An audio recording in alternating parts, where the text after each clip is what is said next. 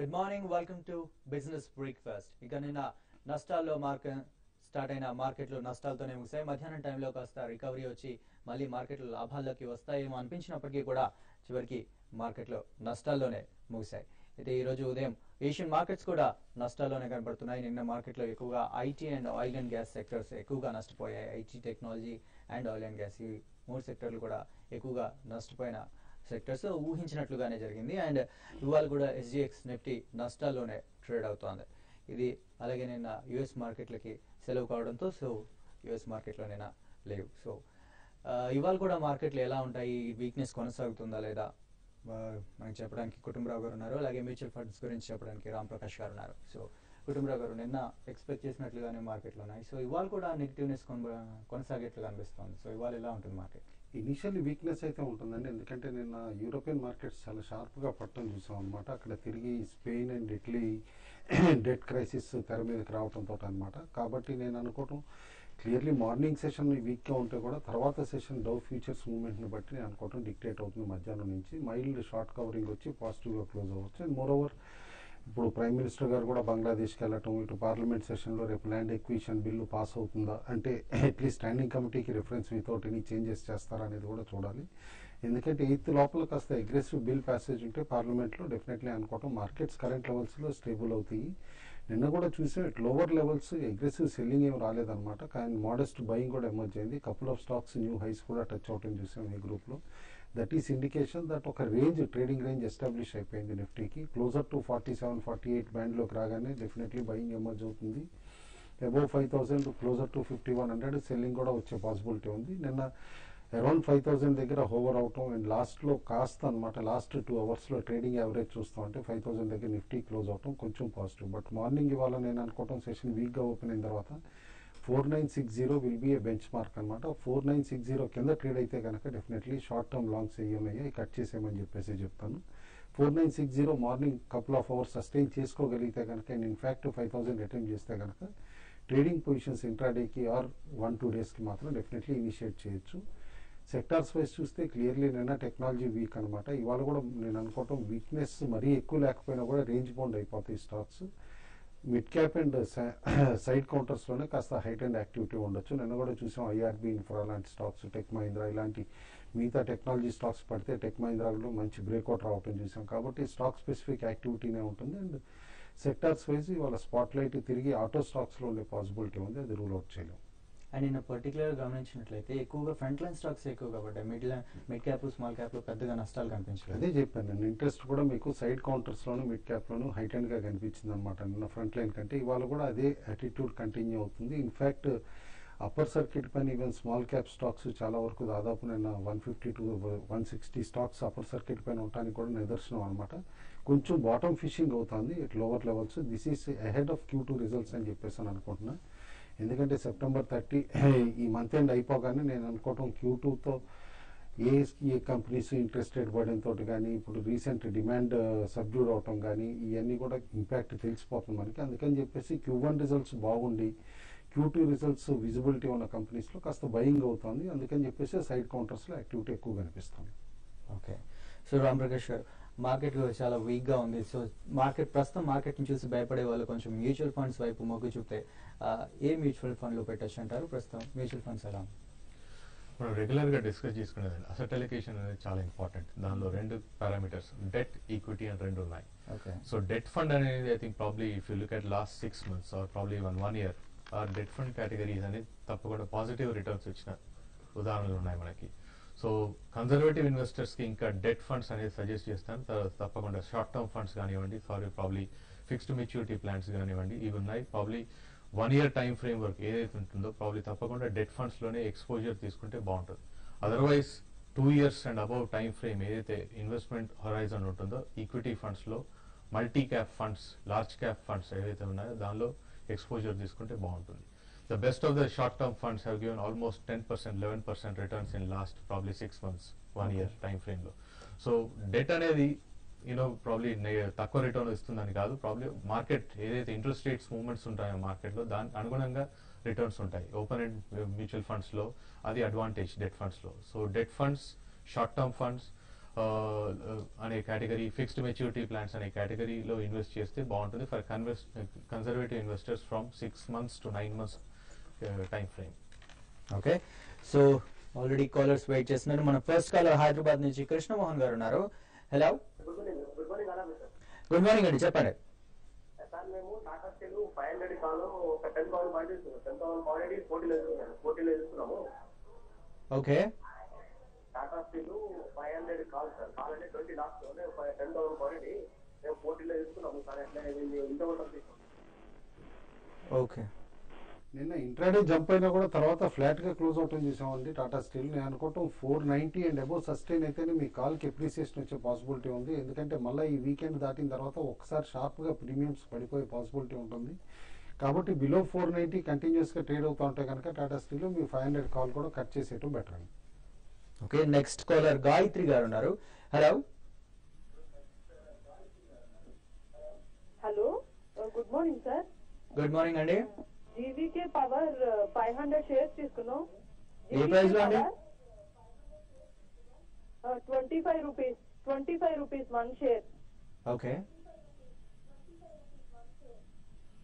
అంటే ఇది పెరిగిద్దా తగ్గిద్దా అని. ఓకే, ఇప్పుడు ఆల్రెడీ మీరు నష్టాల్లోనే ఉన్నారండి. బట్ డెఫినెట్లీ ఏంటంటే ఇన్ఫ్రాస్టాక్స్ అన్ని కూడా వీక్ గా ఉండటం చూస్తున్నాం గత 5-6 నెలల నుంచి కూడా అనమాట. ఇన్ఫాక్ట్ షార్ప్ సెల్లింగ్ కూడా చాలా స్టాక్స్ లో రావడం చూసాం డెఫినెట్లీ. బట్ వాల్యూ ఉందండి జీవీకేలో ఎట్ కరెంట్ లెవెల్స్. ఇన్ఫాక్ట్ మీరు యావరేజ్ చేయగలిగితే కనుక కరెంట్ లెవెల్లో యావరేజ్ చేయమంటాను. ఒకసారి ర్యాలీ 22-23 లెవెల్స్కి వచ్చే పాసిబిలిటీ ఉంది. నెక్స్ట్ 5 to 6 months అప్పుడు ఎగ్జిట్ అయ్యే పాసిబిలిటీ ఉంటుంది. ఈవెన్ అదర్వైజ్ మీరు యావరేజ్ చేయలేను అంటే కూడా hold చేయమంట stock. Definitely 6 to 9 months లో ఒకసారి మీ ప్రైజ్ని రీటెస్ట్ చేస్తుంది అనమాట స్టాక్. అప్పుడు ఎగ్జిట్ అవ్వచ్చు. ఓకే, నెక్స్ట్ కాలర్ సుమన్ గారు ఉన్నారు. హలో, హలో, నమస్తే అండి. చెప్పండి సుమన్ గారు. ఎన్సీసీ స్టాక్ వాళ్ళు కొన్నాం అనుకుంటున్నానండి. ఏదండి? ఎన్సీసీ. NCC, okay. ఏమంటారు కానీ అంటే మీరు ఎంత కాలం కోసం తీసుకోవాలనుకుంటున్నారు? 300 షేర్స్ అండి. ఎన్ని షేర్స్ కాదండి, టైం ఫ్రేమ్ ఏంటి? అర్థం కాదండి. ఎంతకాలం? 6 months, 1 year? 3 months, 6 months. NCC last 2 days లో పెరగటం చూసామండి. లాస్ట్ 2-3 సెషన్స్ లో కాస్త రెసిలియన్స్ చూపించి స్టాక్ ఇప్పుడు 60 పైకి కూడా రావటం చూసాం. బేసికలీ క్రిస్ క్యాపిటల్ ఈక్విటీ పెంచుకుంది, మార్కెట్ పర్చేసెస్ కూడా చేశారని చెప్పేసి వార్తలు రావడంతో స్టాక్ పెరిగింది. బట్ నేను అనుకోవటం ఈ గెయిన్స్ సస్టైన్ అవుతాయి అని చెప్పేసి, ఎందుకంటే లాస్ట్ క్వార్టర్ రిజల్ట్స్ కూడా వీక్ గానే ఉన్నాయి. కాబట్టి వన్స్ 60 కింద ట్రేడ్ అవటం మొదలైతే తిరిగి 54 లెవెల్స్ కూడా పడిపోయే పాసిబిలిటీ ఉంది స్టాక్ అనమాట. క్లోజర్ టు 54 కొంటేనే కాస్త సేఫ్టీ ఎక్కువ ఉంటుందని చెప్పేసి అని అనుకుంటున్నాను. ఓకే, ఇప్పుడు షార్ట్ బ్రేక్ తీసుకుందాం. బ్రేక్ తర్వాత మరిన్ని కాల్స్ చూద్దాం. సో కుటుంబ గారు, ఇవాళ మార్కెట్లో ఏ సెక్టర్స్ ఎక్కువగా యాక్టివిటీ ఉంటుందంటారు? అంటే సెక్టర్ రొటేషన్ కూడా చాలా స్పీడ్గా అవుతుందని మనం చూసాం. లాస్ట్ వీక్ ఐటీ స్టాక్స్ ఎట్లయితే పెరిగినాయి, ఇప్పుడు తిరిగి హెవీ సెల్లింగ్ కూడా నేను రావటం చూసాం. ఎక్సెప్ట్ టెక్ మహీంద్రా, మిగతా స్టాక్స్ అన్ని కూడా కరెక్ట్ అయినాయి. హెచ్సిఎల్ టెక్ ఇవన్నీ కూడా షార్ప్ కరెక్షన్స్ చూసాం. Basically because global events unfold అయ్యే దాన్ని బట్టి కూడా సెక్టార్స్లో డిఫరెంట్ కంపెనీస్ పైన ఇంపాక్ట్ తెలుస్తుంది. అయితే clearly oil and gas space పైన కూడా కాస్త ఇంట్రెస్ట్ పెరుగుతుంది. తిరిగి $110 దగ్గరికి బ్రెంట్ రావటం, నిన్న ఎస్ఆర్ ఆయిల్ ఇలాంటి రిఫైనింగ్ స్టాక్స్లో కూడా ఇంప్రూవ్మెంట్ కనిపించింది. ప్లస్ నేను అనుకోవటం ONGC follow on public offering తోటి ఏదైతే వీక్నెస్ వస్తుందో అది నేను అనుకోవటం షార్ట్ లీవ్డ్ అవ్వచ్చు. బై ద టైం ఎఫ్పిఓ వచ్చే టైంకి నేను అనుకోవటం అక్యూములేట్ చేస్తే పోస్ట్ ఎఫ్పిఓ కాస్త జంప్ వచ్చే పాసిబిలిటీ ఉంటుంది. ఎందుకంటే సబ్సిడీ తగ్గుతుంది, ఆయిల్ ప్రైజెస్ తగ్గితే కనుక ఓఎన్జీసీకి. అండ్ ఆల్రెడీ బీపీసీఎల్ వీళ్ళందరూ కూడా ఇండికేషన్స్ ఇచ్చారనమాట. డీజిల్ ప్రైస్ హైక్ తర్వాత కొంచెం మోడెస్ట్గా మాకు లాసెస్ తగ్గుతున్నాయని. కాబట్టి క్రూడ్ ఆయిల్ ప్రైస్ కనుక ఇవాళ కానీ రేపు కానీ డెఫినెట్లీ గ్లోబల్ మార్కెట్స్లో తగ్గితే నేను అనుకోవటం ఆయిల్ మార్కెటింగ్ స్టాక్స్లో కూడా తిరిగి హైట్ అండ్ ఇంట్రెస్ట్ వచ్చి బీపీసీఎల్, హెచ్పీసీఎల్ లాంటి స్టాక్స్ అన్ని కూడా జంప్ అయ్యే పాసిబిలిటీ క్లియర్గా కనిపిస్తుంది. నిన్న మార్కెట్లో చూసినట్లయితే సెక్టర్ వైజ్గా కన్స్యూమర్ డ్యూరబుల్స్ కొంచెం స్ట్రెంత్ బాగా కనిపించింది. నిన్న అన్నింటి కంటే కూడా మోర్ దెన్ 1% లాభాలుగా ముగిసింది. సో ఈ సెక్టర్ గురించి ఒకటండి కన్జంప్షన్ స్టోరీ ఉంది. డొమెస్టిక్ కన్జంప్షన్ స్టోరీ పైన నేను అనుకోవటం FMCG stocks, led consumption stocks కూడా బాగా జంప్ అవుతాయి. నిన్న మార్కెట్స్ వీక్నెస్గా ఉన్నా కూడా మనం అదే హైట్ అండ్ యాక్టివిటీ జూబిలెంట్ లాంటి దాంట్లో చూసాం, లవబుల్లో చూసాం. 600 క్రాస్ అయిపోయింది lovable. And similarly TTK prestige కూడా తిరిగి 2900 లెవెల్స్కి వచ్చేసింది. And even other FMCG stocks strength చూపించింది నియర్లీ 1% గెయిన్స్ తోటి అనమాట. నేను అనుకుంటే ఎఫ్ఎంసీజీ ఫర్ నెక్స్ట్ 1 year కూడా కాస్త స్టేబుల్ పెర్ఫార్మెన్సెస్ ఇస్తే. అండ్ ఇన్ఫ్యాక్ట్ ఎంఎన్సీ స్టాక్స్లో కూడా హైట్ అండ్ ఇంట్రెస్ట్ వస్తుంది. Like Colgate, Palmolive, GSK consumer, వీటిలో కనుక కంటిన్యూస్గా స్ట్రెంత్ చూస్తూ ఉంటే కరెంట్ లెవెల్స్ నుంచి కూడా 25 to 30% రిటర్న్స్ ఈజీగా 6 to 9 monthsలో ఎఫ్ఎంసీజీ స్టాక్స్ ఇచ్చే పాసిబిలిటీ కనిపిస్తుంది. ఓకే, నెక్స్ట్ కాలర్ శ్రీకాకుళం నుంచి రాజు ఉన్నారు. హలో హలో రాజు గారు చెప్పండి. నమస్తే సార్. మన లైన్ దొరికింది, అలాగే కట్ అయిపోయింది. లక్కీగా లైన్ దొరికింది సార్. చెప్పండి. పటేల్ ఇంజనీరింగ్ ఈ రేట్లు యావరేజ్ చేయొచ్చా కుటుంబరావు గారు? నెక్స్ట్ మైక్రో ఫైనాన్స్ ఈ రేట్లో కొనొచ్చండి. రెండోది ఏదన్నారు? Micro finance. ఓకే, పటేల్ ఏ ప్రైస్ లో కొన్నారు మీరు? నేను 150లో 1000 షేర్లు కొన్నాను సార్. ఈ రేట్లు యావరేజ్ చేయొచ్చా లేదా? ఓకే, అలాగే మైక్రో ఫైనాన్స్ కొనొచ్చా? Okay okay. అంటే మొన్న ఉషా తరట్ కమిటీ రిపోర్ట్ వచ్చిన తర్వాత ఎన్బిఎఫ్సిస్లో కాస్త డెఫినెట్లీ ఈ మైక్రో ఫైనాన్స్ కూడా ఊరట వస్తుంది అన్నట్టు ఇండికేషన్స్ కనిపిస్తుంది అనమాట. కాబట్టి కాస్త హైలీ రిస్కీ బెట్ అవ్వచ్చు. ఎందుకంటే రీసెంట్ ర్యాలీలో కూడా స్టాక్ చూసాం అనమాట. 400+ సర్కిట్స్ తోటి కంటిన్యూస్గా వెళ్ళి అక్కడి నుంచి డ్రమాటిక్గా పడిపోయి తిరిగి 200 లెవెల్స్ టెస్ట్ చేయడం కూడా చూసాం. కాబట్టి నేను అనుకోవటం కాస్త రిస్కీ బెట్ అవుతుంది. మేబీ ఒకసారి మళ్ళీ విక్రమాకుల గారిని తీసేసి ఇటు మేనేజ్మెంట్ నుంచి తప్పిస్తారని చెప్పి రూమర్స్ ఏవైతే వస్తున్నాయి అవి కనుక అయితే డెఫినెట్లీ నేను అనుకోవటం స్టాక్లో మళ్ళీ 1 round ఆఫ్ సెల్లింగ్ ఉంటుంది. But that might be the last అని చెప్పేసి అని అంటాను. ఎందుకంటే one of the largest MFI institution కాబట్టి escapes from lower levels stabilise అయ్యి రీబౌండ్ అయ్యే పాసిబిలిటీ ఉంది. లాట్ ఆఫ్ పీఈ ప్లేయర్స్ కూడా ఉన్నారు కాబట్టి పటేల్ మాత్రం అప్పుడే యావరేజ్ చేయదండి. ఈ Q2 రిజల్ట్స్ చూసిన తర్వాతే బెటర్ అనమాట. ఎందుకంటే మైల్డ్ రిలీఫ్ ర్యాలీ కొన్ని ఇన్ఫ్రాస్టాక్స్లో ఏదైతే వస్తుందో ఇదంతా కూడా నేను అనుకోవటం Q2 రిజల్ట్స్ తర్వాత మళ్ళా కాస్త ఫిజిల్ అయ్యే పాసిబిలిటీ ఉంది. ఎందుకంటే ఇంట్రెస్ట్ బర్డెన్ చాలా ఉంది. ప్రాజెక్ట్ ఎగ్జిక్యూషన్ కూడా కాస్త స్లో అవుతుంది ఇన్ఫ్రా కంపెనీస్కి. పటేల్ కూడా నో బెటర్ అనమాట. బట్ వన్ అడ్వాంటేజ్ ఏంటంటే ఇలా రియాలిటీ ప్రాజెక్ట్ ఒకటి బాగా కిక్ ఆఫ్ అయింది కాబట్టి స్టాక్ ఎక్కడైతే స్టెబిలైజ్ అవుతుంది. మీరు హయ్యర్ లెవెల్స్లో ఆల్రెడీ కొనుంటే కనుక ఇక్కడ హోల్డ్ చేయమని చెప్తాను. కాస్త యావరేజింగ్ కూడా అటెంప్ట్ చేయొచ్చు. But definitely stop loss 10% below పెట్టుకోవాలండి. ఓకే, నెక్స్ట్ అనంతపురం నుంచి శ్రీధర్ లైన్ లో ఉన్నారు. Hello hello, good morning sir. నా పేరు శ్రీధర్, అనంతపురం నుంచి మాట్లాడుతున్నాను. చెప్పండి. ఎవరాను 550లో 70 షేర్స్ కొన్నాను. రోజు డౌన్ ప్రైస్ పడిపోతుంది. ఏ రేట్ లో యావరేజ్ చేసుకోవచ్చు? కంపెనీకి బ్యాడ్ నేమ్ వచ్చేసింది కదా, అదొకటి. ఇంకోటి లా ఓపాలా ఆర్జీ లిమిటెడ్, అది కూడా జుబిలెంట్ ఫుడ్ లాగా పెరుగుతుంది అంటున్నారు. దాని పేరు లా ఓపాలా ఆర్జీ లిమిటెడ్. ఓకే అండి. ఎవరాన్ మాత్రం అందరికీ తెలిసిన విషయమే కదండి. ఎండీ గారిని అరెస్ట్ చేశారు, పి కిషోర్ అనమాట. అరెస్ట్ చేసిన దగ్గర నుంచి 20% డౌన్ ప్రైజ్ రావటం, చైర్మన్ జేజే ఇరానీ గారు కూడా ఎగ్జిట్ అవ్వటం, ఇవన్నీ కూడా స్టాక్ పైన నెగిటివ్ ఇది కనిపిస్తుంది. ఒకటి గుర్తుంచుకోండి, ఎందుకంటే ఇప్పుడు జీటీఏలు లాంటి స్టాక్స్లో కూడా మనం చూసాం. ఒకసారి ఇలాంటి ఈవెంట్స్, కార్పొరేట్ గవర్నెన్స్ ప్రాబ్లమ్స్ వచ్చినప్పుడు స్టాక్ పట్టడం మొదలైతే ఎప్పటికప్పుడు బాగా చీప్ అయింది కదా అని చెప్పేసి యావరేజ్ అటెంప్ట్ అయిపోతే కనుక ఫాలింగ్ నైఫ్ని పట్టుకున్నట్టేనమాట. ఇది డిఫికల్టీ ఉంటుంది. స్టాక్ ఎంతవరకు పడుతుంది అనేది చెప్పలేము. నేను అనుకోవటం వన్స్ బాటమ్ అవుట్ అయిన తర్వాత మోస్ట్ ప్రాబ్లీ స్కిల్ గాంధీ గారు చైర్మన్ అవ్వచ్చు అని చెప్పేసి అని అంటున్నారు, నిఖిల్ గాంధీ. వన్స్ ఆయన అయిన తర్వాత ఉన్న స్టాక్లో స్టెబిలిటీ వస్తే అప్పుడే డెఫినెట్లీ ఎంటర్ అవ్వమంటాను. బట్ టిల్ దెన్ మాత్రం ఇట్లా వన్స్ కాంట్రవర్సీ ఎరప్ట్ అవటం ఆ స్టాక్స్ నుంచి పక్కన ఉండటం బెటర్ అండి. ఓకే, నెక్స్ట్ సిద్దిపేట నుంచి శివకుమార్ గారు ఉన్నారు. Hello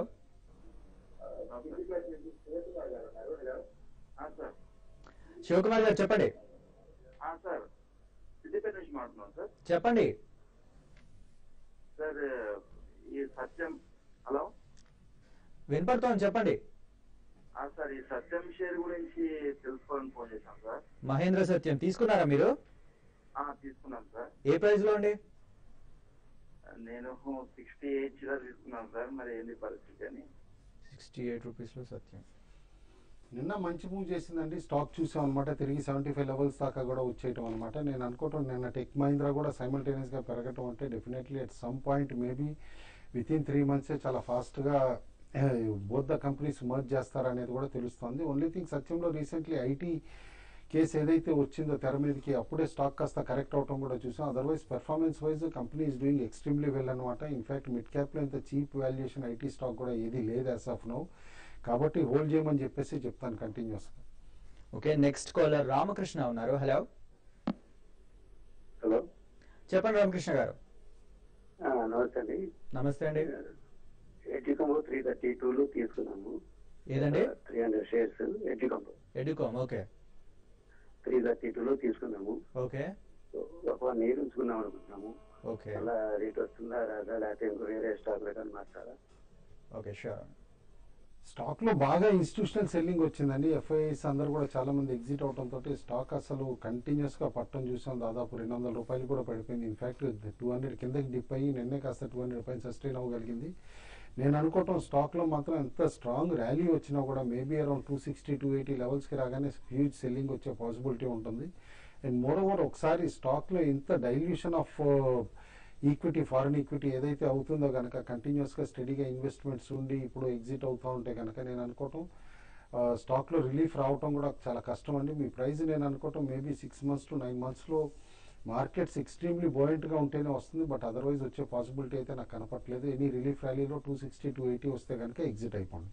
okay so Ram Prakash గారు, మార్కెట్ స్టెబిలైజ్ అయ్యే వరకు షార్ట్ టర్మ్ కోసం ఇన్వెస్ట్ చేయాలనుకుంటే మ్యూచువల్ ఫండ్స్ లో ఏదైనా ఫండ్ రికమెండ్ చేస్తారు? You have liquid funds, short term funds ఉన్నాయండి. సో ఎఫ్ఎంపీస్ కూడా ఉన్నాయి. 90 days, 180 days, Okay. 1 year ఎఫ్ఎంపీస్ ఉన్నాయి. ప్రాబ్లీ దానిలో ఎక్స్పోజర్ తీసుకుంటే బాగుంటుంది. Okay so 1 or 2 funds. you have Templeton India low duration fund, okay which is open and probably 3 months you have a exit load. Otherwise dynamic bond funds కొంచెం 9 months to 1 year the Okay. open end funds. Otherwise fixed maturity plans లో Reliance, UTI, HDFC ఇవన్నీ fixed maturity plans ఎప్పటికప్పుడు వస్తుంటాయండి, రీఇష్యూన్స్ అవుతుంటాయి. Okay so these can be taken 91 days, 92 days, 180 days. So ఇటువంటి fixed maturity plans ఆన్లో ఉన్నాయి. Okay so కుటుంబ గారి వాళ్ళ ఇంట్రోడేలో మార్కెట్ ఎలా ఉంటుంది మీ రికమెండేషన్? ఇంటర్డేలో మార్నింగ్ వీక్నెస్ ఉన్నా కూడా ఆఫ్టర్నూన్ కి కొంచెం రికవరీ వచ్చే పాసిబిలిటీ ఉందండి. That depending upon Dow futures అనమాట. ఎందుకంటే ఇనీషియల్ జాబ్లెస్ క్లెయిమ్స్ నెంబర్స్ కూడా యూఎస్ లో రావడం మొదలవుతాయి ఈ వారం. ప్లస్ యూరోపియన్ సెంట్రల్ బ్యాంక్ కూడా ఇంట్రెస్ట్ రేట్స్ పైన డెసిషన్ తీసుకుంటుంది అనమాట. కాబట్టి watch out for afternoon session. Morning session dull గా ఉండొచ్చు. అయితే మార్నింగ్ సెషన్ లో నిన్న క్లోజింగ్స్ ని బట్టి టెక్నికల్ గా రికమెండ్ చేస్తాను. బీపీసీఎల్ ఒకటి అబౌవ్ 665 ట్రేడ్ అవుతా ఉంటాయి. బీపీసీఎల్ బై చేయమని చెప్పేసి చెప్తాను. కాస్త 670 674 లెవెల్స్ కూడా రీచ్ అయ్యే పాసిబిలిటీ ఉంది. స్టాప్ లాస్ మాత్రం ఖచ్చితంగా పెట్టుకోవాలి. టెక్ మహీంద్రా ఒకటి 680 అండ్ అబౌవ్ ట్రేడ్ అవుతా ఉంటే టెక్ మహీంద్రా కూడా బై చేయమంటాను. ఆల్రెడీ నేను షార్ప్గా పెరిగింది కూడా కాబట్టి స్టాప్ లాస్ పెట్టుకోవాలి. బట్ స్టిల్ మొమెంటం ఉందని చెప్పేసి అని అనుకుంటున్నాను. ఆల్ ది వే 690 700 వరకు కూడా బై విత్ స్టాప్ లాస్ ఉంది. అండ్ ఇందాక ఒక ఇన్వెస్టర్ అడిగారండి లావోపాల, అది కూడా కన్జంప్షన్ స్టోరీ కిందే లాగుతున్నారు ఈ మధ్య. ఎందుకంటే గ్లాస్ వేర్ టైప్ అనమాట, కుకింగ్ వేర్ టైప్ ఇలాంటి ఎక్విప్మెంట్ చేసే కంపెనీ. ఆల్రెడీ 100 క్రాస్ అయింది. 100 పైన కంటిన్యూస్గా నిలబడతా ఉంటే స్టాక్ని బై చేయమంటాను. It can touch 170 to 180 within 1 year. Okay next అలాగే సుందరరాజు గారి రికమెండేషన్ చూద్దాం. ఆయన ఇవాళ భారత్ ఫోర్జ్ బై రికమెండేషన్ ఇచ్చారు. బై 285 బై అబౌట్ 285 రికమెండ్ చేశారు. ఆయన స్టాప్ లాస్ వచ్చేసి 282 అండ్ టార్గెట్ ప్రైస్ వచ్చేసి 289. అండ్ సుందరరాజు గారి మరో రికమెండేషన్ సెల్ రికమెండేషన్ విప్రోకి ఇచ్చారు. ఆయన sell below 325 and stop loss వచ్చేసి 329 అండ్ టార్గెట్ ప్రైస్ వచ్చేసి 320 రూపీస్. అండ్ నెక్స్ట్ శేషు గారి రికమెండేషన్ హెచ్డిఎఫ్సి బ్యాంక్. ఆయన బై రికమెండేషన్ ఇచ్చారు హెచ్డిఎఫ్సి బ్యాంక్ కి. Buy above 470 rupees and stop loss వచ్చేసి 466 అండ్ టార్గెట్ ప్రైస్ వచ్చేసి 476 అండ్ 478 వరకు కూడా వెళ్ళొచ్చని చెప్తున్నారు. అండ్ అమర్నాథ్ శాస్త్రి గారి రికమెండేషన్ ఆయన నిఫ్టీ ఫ్యూచర్స్ లో బై రికమెండేషన్ ఇచ్చారు. Buy closer to 4960 and stop loss వచ్చేసి 4940 అండ్ టార్గెట్ ప్రైస్ వచ్చేసి 5000 అండ్ 5020 వరకు కూడా వెళ్ళే అవకాశం ఉందన్నారు. And ABG shipyard stock wise గా చూసుకున్నట్టయితే ఆయన సెల్ రికమెండేషన్ ఇచ్చారు. ఏబీజీ షిప్ యార్డ్ కి sell below 370 rupees recommendation and stop loss వచ్చేసి 375 అండ్ టార్గెట్ ప్రైస్ వచ్చేసి 360. ఇవి ఈరోజు రికమెండేషన్స్. ఇది బిజినెస్